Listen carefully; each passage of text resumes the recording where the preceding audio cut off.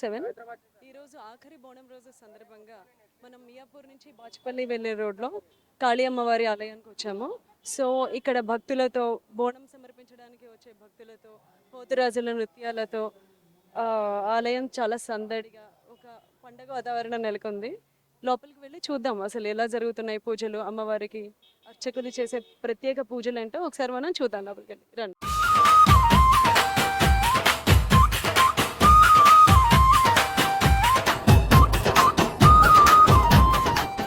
అమ్మవారి ఆలయంలోకి వచ్చాము. అక్కడ భద్రకాళి అమ్మవారికి పూజ చేసే మనోజ్ పాఠక్ గురువు గారితో మనం మాట్లాడదాం. ఈ రోజు ఆఖరి రోజు సందర్భంగా ఆయన చేసే ప్రత్యేక పూజలు ఏంటి, ఏ ఏ టైమ్స్లో ప్రత్యేక పూజలు నిర్వహిస్తారు, సో ఆ విషయాల గురించి మనం తెలుసుకుందాం. అమ్మ మన గుడి మియాపూర్ కేంద్ర విహార్ పక్కన మహాకాళి రూపంలో మన తల్లిని పూజించబోతుంది. తల్లి పూజలు అంతా సాత్విక విధంగానే మనం చేస్తాము. ఎలాంటి బలి కానీ ఏంటి ఇలా జరగదు. మంగళవారము, శుక్రవారము, అమావాస్య, పున్నమ రోజున ఇక్కడ తల్లికి అభిషేకాలు జరుగుతుందమ్మ. ఫెస్టివల్స్ కూడా మేము అభిషేకాలు చేస్తాము. ప్లస్ మేము అందుకోసం ముందు కొన్ని పూజలు జరిగినాయి. అట్లా ఇప్పుడు అన్ని గ్రిల్స్ ఇవన్నీ మేము కట్టడం జరిగింది అనమాట. మేము హోమం కుండలో నిమ్మకాయ కూడా సమర్పించాము. నిమ్మకాయ కూడా మేము బలి ఇయ్యము, ఎందుకంటే నిమ్మకాయ కూడా ఒక బలి రూపంలో మనం తీసుకుంటాం అమ్మ.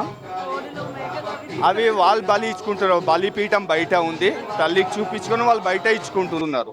ఇక్కడ లోపల మేము తీసుకోమమ్మ. వాళ్ళు ప్రదర్శనలు చేసుకొని వాళ్ళ మొక్కు ఉంటుంది, మొక్కు ప్రకారము వాళ్ళు బయట బలిపీఠం దగ్గర వాళ్ళు బలి ఇచ్చుకుంటారు. మేము పంచామృతంతో చేస్తాము, కుంభ స్నానం చేపిస్తాం తల్లికి.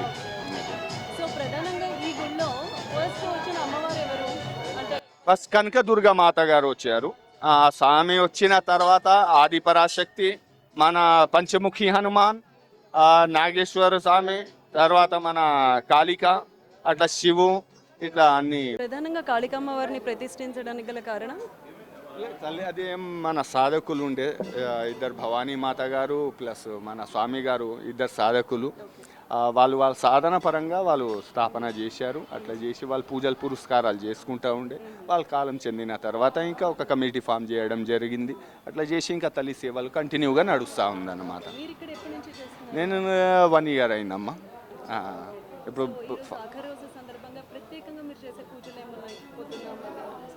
ఈ నిత్య పూజలు మనకు 4 మహా ఆరతీలు ఉంటుంది. మహా ఆరతీలు మీకు అభిషేకం రోజున మహా ఆరతి ఉంటుంది, ప్లస్ 4 ఆరతీలు కంపల్సరీ తల్లికి ఉంటుంది. పొద్దున్న తల్లికి లేపడం జరుగుతుంది, మళ్ళీ మధ్యాహ్నం తల్లికి ఆరతి ఇచ్చి నిద్రావస్థలో పంపించడం జరుగుతుంది, మళ్ళీ సాయంత్రం తల్లికి ఆరతి ఇచ్చి లేపడం అవుతుంది. రాత్రి మళ్ళా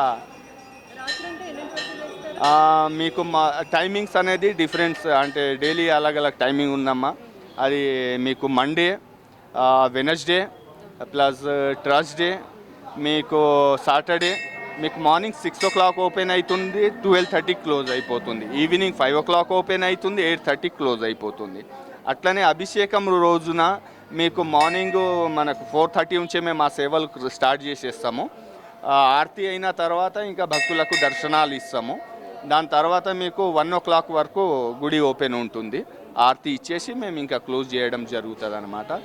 తర్వాత మీకు సండే రోజు కూడా సేమ్ టైమింగ్ ఉంటుంది.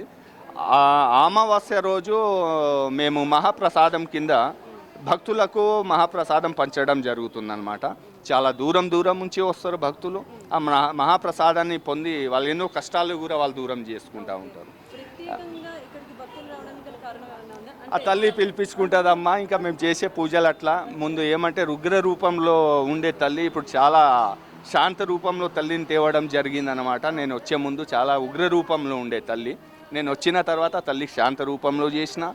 మీకు కామను మొత్తం శాంత రూపమే, సాత్విక పరంగానే చేస్తాం. ఇప్పుడు కామంగా ఇప్పుడు మీరే కోపంగా ఉన్నారంటే నేను చెప్పినా కానీ నా మాట మీరు పట్టించుకోరు. అదే శాంత రూపంలో మీరు ఉన్నారంటే నేను మీకు ఏది చెప్పినా కానీ నా మాట వింటారు. మంచియో చెడో చేస్తారో చేయరో తర్వాత విషయం, కానీ వినడానికి వింటారు కదా. అదే కోపంలో ఉంటే వినలేరు. కాబట్టి శాంత రూపంలో తల్లికి తేవడం జరిగింది.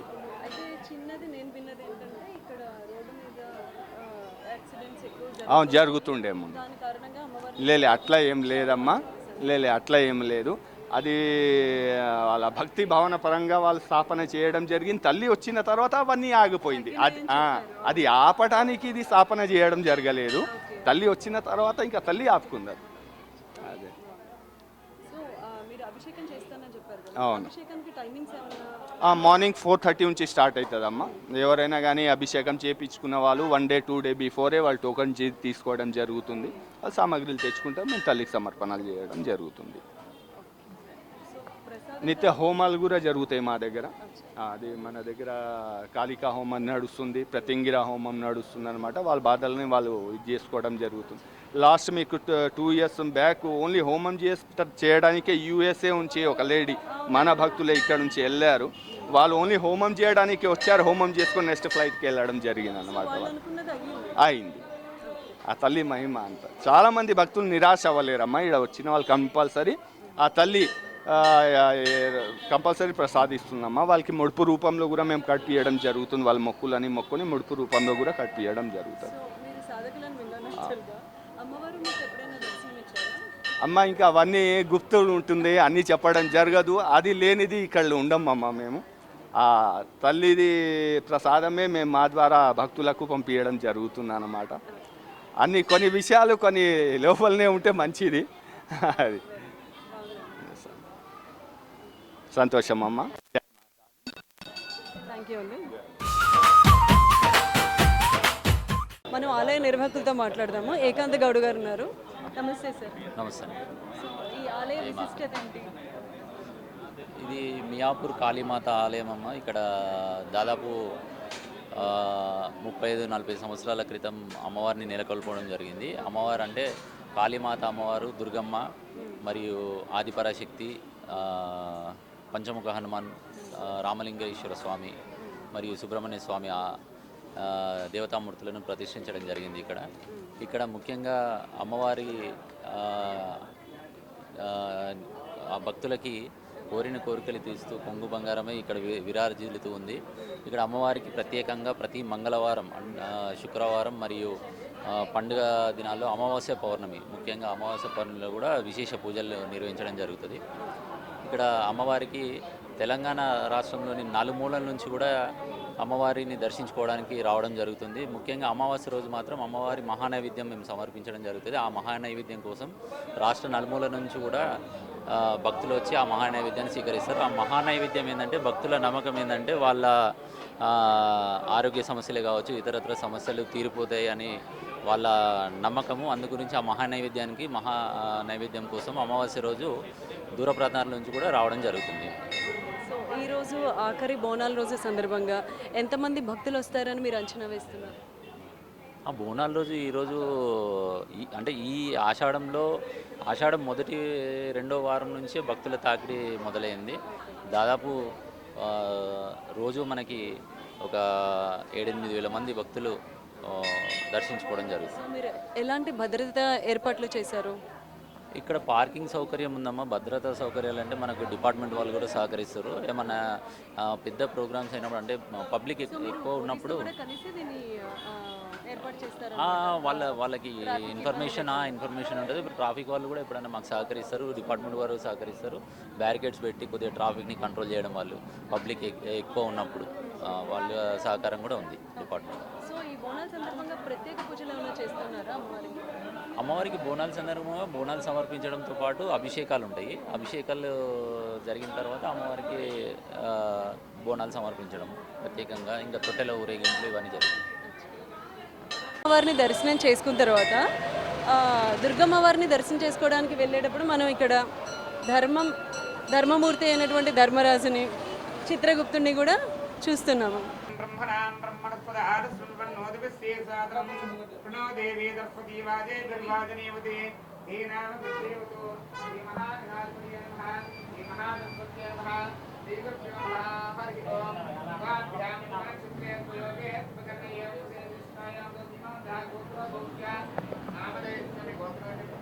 హరితస, రాజ్యలక్ష్మి, కృష్ణమోహన్, ఋషిక, అదిర.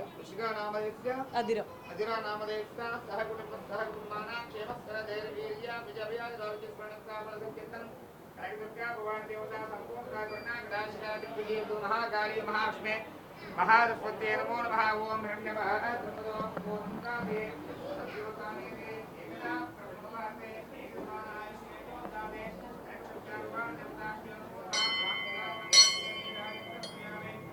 ओम नमो एकत्रो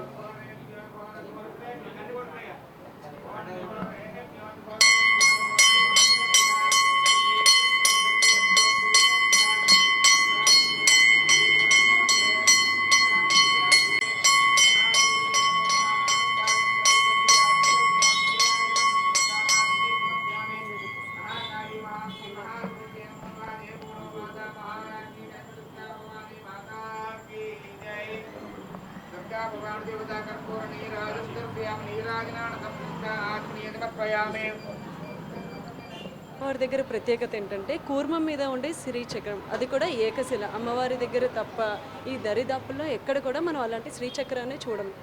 సో అంత గొప్పదైన శ్రీచక్రానికి పూజలు జరుగుతున్నప్పుడు ఇక్కడ అమ్మవారి విశిష్టత ఎంత బాగా ఉంటుందో అందరికీ తెలుస్తుంది.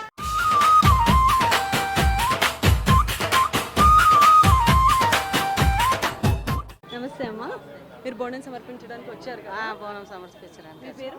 మా పేరు పద్మ. ఎన్నాళ్ళుగా సమర్పిస్తున్నారు? మేము 30 ఏళ్ళ సంది ఎక్కువనే, ఇంకా 40 ఏళ్ళు అయింది. మా పెళ్ళి 40 ఏళ్ళు అప్పటి సంది చేస్తూనే ఉంటాం. మీరు ఎక్కడ ఉంటారు అసలు? మేము ఇక్కడ కంసలే కాలనీ. ఓకే. సో అక్కడ నుంచి అమ్మవారికి సమర్పించడం ప్రతి సంవత్సరం సమర్పిస్తాం. వస్తాం. అమ్మవారి ప్రత్యేకత ఏమైనా చెప్పగలరా? అంటే మీరు సమర్పించడానికి గల కారణం నమ్మకం? నమ్మకం అంటే మేము నమ్ముకుంటే మాకు ఏ కోరికలైనా తీరుతున్నాయి. ఫస్ట్ మేము ఖైరతాబాద్లో ఉంటే మేడుగుళ్ళ కాడ అక్కడ చేస్తాం. ఇక్కడ ఇల్లు కొనుక్కొని వచ్చినాము. మీకు ఇక్కడ వచ్చిన సంది కూడా దుర్గమాతకు ఎల్లమ్మకి చేస్తాం మేము. మాకు నమ్మకము, ఆమెను మొక్కుకుంటే మాకు ఏదైనా జరుగుతుంది. ఏం జరిగింది అంటే మాకు ఇల్లు కావాలని ఎల్లమ్మకు మొక్కుకున్నా నేను. ఇల్లు జరిగింది.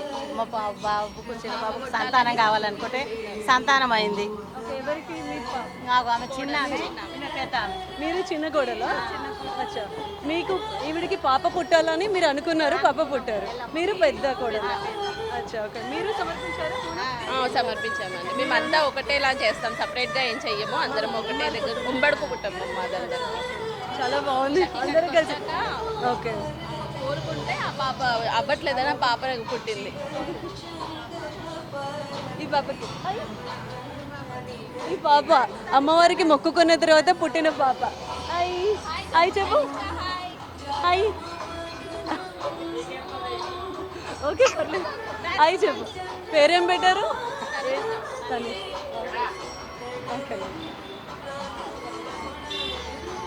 పంచముఖ ఆంజనేయ స్వామి దర్శనం చేసుకుందాము.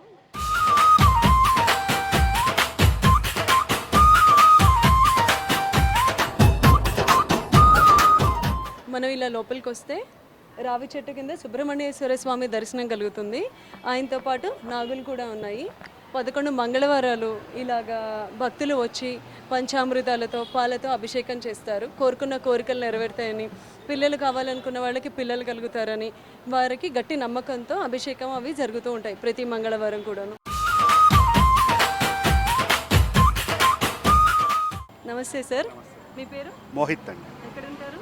బాచుపల్లి. ఓకే. యాక్చువల్గా మేము ఇందాక మిమ్మల్ని ముడుపు పట్టుకొని ప్రదక్షిణ చేస్తుండగా చూసాము. సో ఆ ముడుపు ఏంటి? ఇక్కడ కోరుకొని ముడుపు కడితే కోరిక తీరుతుందని లోపల పంతులు గారు చెప్పారు. ఓకే. సో నాకు పెళ్ళి అవ్వలేదు, పెళ్ళి కావాలని చెప్పి ముడుపు పట్టుకెళ్ళి. అచ్చా, ఓకే. ఎవరికైనా అలా తీరుగా కూడా మీరు విన్నారా? అంటే విన్నామండి, అందుకనే వచ్చాము. అంటే మామూలుగా టీవీల్లో వాటిలో చూసి ఇక్కడ ముడుపు కడతారు, అభిషేకాలు చేయించుకుంటారని చెప్పి తెలిస్తే వచ్చాము. సో పంతులు గారిని అడిగితే ఇలా ముడుపు కట్టండి తీరుతుంది, 11 ప్రదక్షిణాలు చేయాలని చెప్పారు.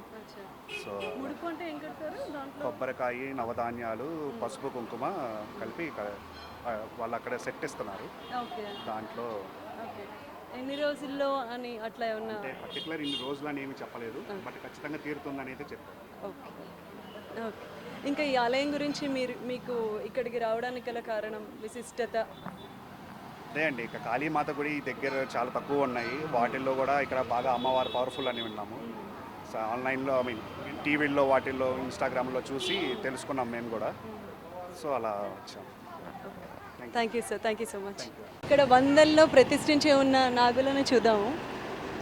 ఇక్కడ మంగళవారాలు ప్రత్యేకంగా పాలతో అభిషేకం చేస్తారు. కోరికలు ఉన్న వాళ్ళు కోరికలు తీరాలని చెప్పేసి అని వాళ్ళకున్న కోరికలు తీరుతాయని ఎన్ని నాగులు ఉన్నాయో చూశారు కదా. సో వీటన్నిటికీ కూడా అభిషేకాలు ప్రతి మంగళవారం జరుగుతూ ఉంటాయి.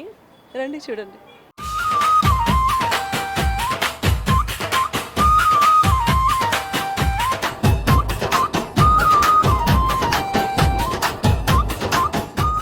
మనం ఇలా లోపలికి వస్తే ఇక్కడ శనీశ్వరుడి విగ్రహం దర్శనమిస్తుంది. సో శనీశ్వరుడికి తైలాభిషేకం చేస్తూ ఉంటారు భక్తులు వచ్చి. వారికి ఉన్న గ్రహ దోషాలు అవి పోవాలని తైలాభిషేకం చేస్తూ ఉంటారు. లోపలికి వస్తే మనకి నవగ్రహాలు దర్శనమిస్తాయి. నవగ్రహ దోషాలు ఉన్నవాళ్ళు, ఏదైనా గ్రహ దోషం ఉన్నవాళ్ళు వీటికి వచ్చి వాటికి సంబంధించిన గ్రహ దేవతలకు వచ్చి అభిషేకం చేస్తూ ఉంటారు. సో పక్కన మనకి నాగులు కూడా, జంట నాగులు అవి కూడా దర్శనమిస్తున్నాయి.